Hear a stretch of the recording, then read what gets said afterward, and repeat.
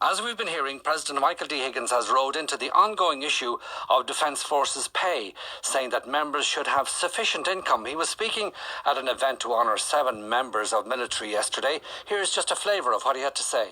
It is not too much, I would suggest, to accept that serving men and women should have conditions, including an income and prospects, that are sufficient to provide for themselves and their families. These great families that they have.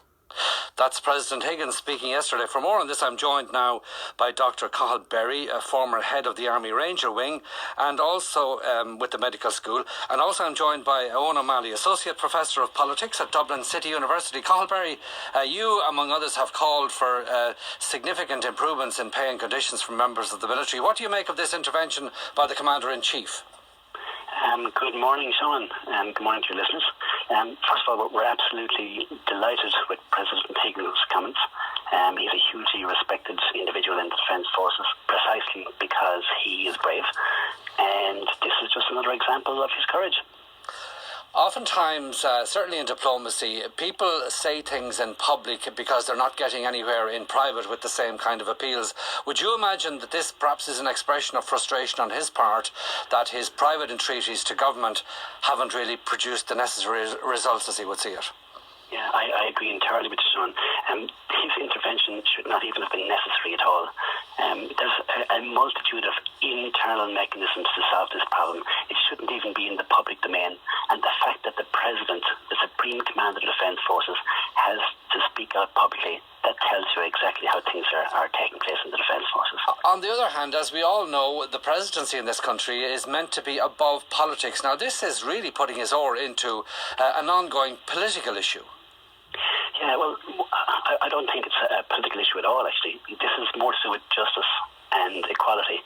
And what's going on in the Defence Forces is it's blatant exploitation and discrimination, really. And the President, as first citizen of the country, just like any citizen, is obligated to call it out when he sees it. Owen O'Malley, Professor Owen O'Malley of DCU, what do you make of this? I don't think he is obligated to call it out as he sees it. The President has many functions and duties, but one of them isn't to comment on government policy. And so he's getting, and he's obviously, we know what Michael D. Higgins' politics are, but we don't normally expect the President to kind of talk about the minutiae of government policy and whether pay rates are acceptable or not.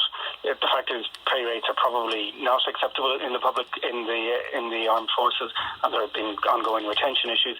But that doesn't mean he should use his office to essentially push forward his kind of political views. Okay, well look, let's just remind ourselves, because it was a very brief clip. Let's just hear it again. I want to ask you more about it, Owen O'Malley. It is not too much, I would suggest, to accept that serving men and women should have conditions, including an income and prospects, that are sufficient to provide for themselves and their families. These great families that they have. It's very basic stuff, conditions and prospects that will allow them to provide for their families. I mean, it couldn't really be more fundamental, could it, Owen O'Malley?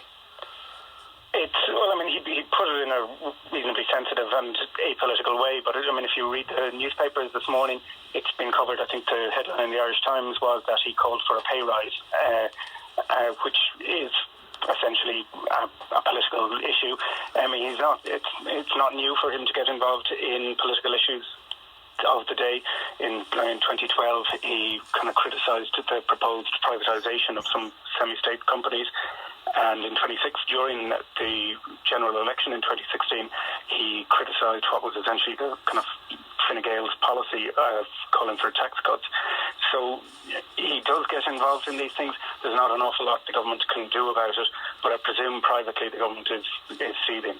Yes, as Albert Reynolds, I think, famously said, you can't argue with 94%, which was the approval rating that then President Mary Robinson had at the time. But is this just not another example of maybe pushing out the boundaries of what a president can do in terms of a contribution to Irish society?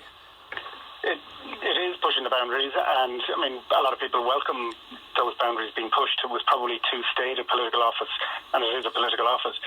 For a long period, it was a very uncontroversial and almost dull political office, and so I think people do welcome it becoming somewhat political or more policy oriented. But it's difficult for a president to then make decisions about whether to grant the Taoiseach of the day an election or not, if the president is also being seen as possibly being partisan or having kind of skin in the game.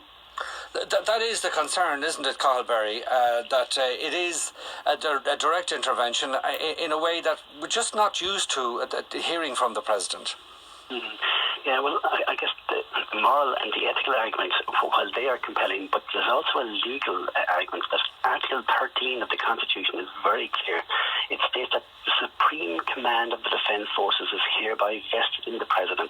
So the President has unique responsibilities in this regard, because a considerable function of command is looking after the welfare of your personnel. Yes, and so how do you think the representative bodies now representing military personnel in the Defence Forces, how are they going to leverage this, if I can use that phrase?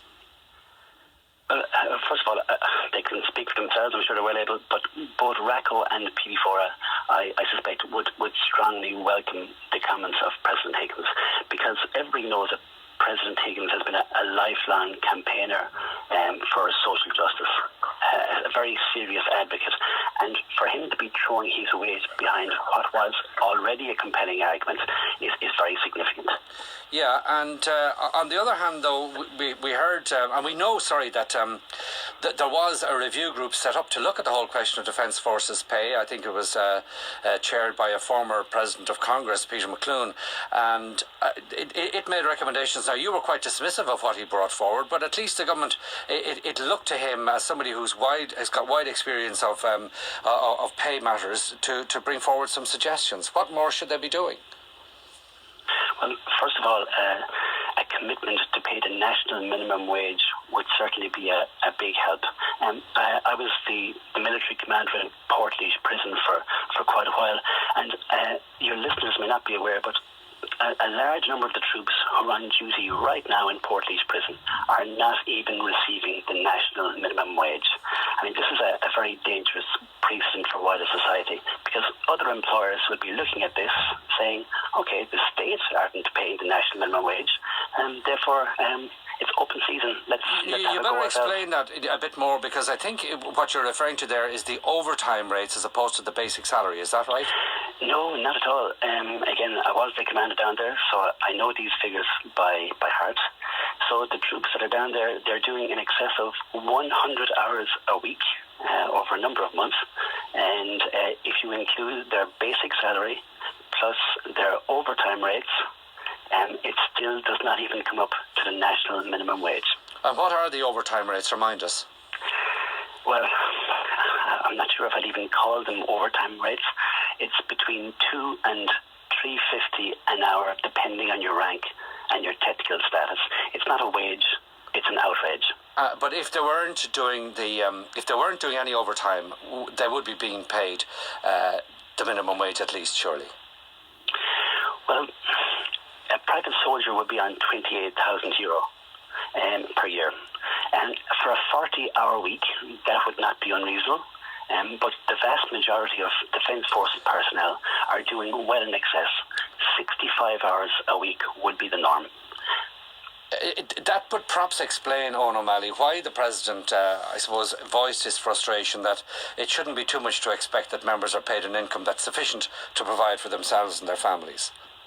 Yeah, I mean, I don't think anybody agrees with the rates of pay that members of the Defence Forces have to live on. That is an issue, but it's also the case that the President can meet with the Taoiseach on a regular basis, who's also the Minister for Defence, and can privately express these opinions. Article 13.9 of the Constitution also says that the President cannot act except on the advice of the government, and it's clear that he's kind of pushing the boundaries. I mean, that article could be interpreted and was interpreted by De Valera that presidents shouldn't give media interviews. Obviously, those days are long past. But he possibly could be a little bit more careful in what fields he puts his foot into in future. Given and we heard Cathal Berry read out that text in the Constitution where it vests the supreme authority. He's the supreme commander of the Defence Forces, and I suppose on those grounds alone there should be perhaps some scope for him to talk about pay and conditions in the army as opposed to, say, for nurses or teachers. Well, he's also been willing to go into those issues such as nurses and teachers' pay and kind of into issues such as public sector pay and tax cuts more generally. So I'm not sure that it's just because he's the supreme commander of the Defence Forces that he is uniquely allowed to do it here. He goes into it in lots of areas and he probably shouldn't, but there's not enough. He's very popular, so government can't really do anything about it. Okay, just some text and other reaction. Tweet from Shane Mullally. It's high time the Defence Forces were properly paid and looked after. Soldiers are leaving in droves. Another one, why shouldn't Michael D speak on basic conditions for our Defence Forces? He is the elected voice of the people and the most popular senior figure in the country. It's a matter of justice, says Tom. Another one, Niall Ennis. It's totally wrong for President Higgins to interfere in political and budgetary matters. Let him stick to the constitutional boundaries of his office. And another one, here to the President. As a wife of a serving Defence Force member of 33 years with a family of 7, we have struggled all our lives to provide for our family. My husband has given so much to this country. We welcome what the President said yesterday and hope things will change for all the Defence Forces. That from a frustrated wife. My thanks to you both, Owen O'Malley, Associate Professor of Politics at DCU, and also to you, Dr. Cathal Berry, retired from the Defence Forces and also former head of the Army Ranger Wing and the Military Medical School. We'll take a break. Today with Sean O'Rourke on RTE Radio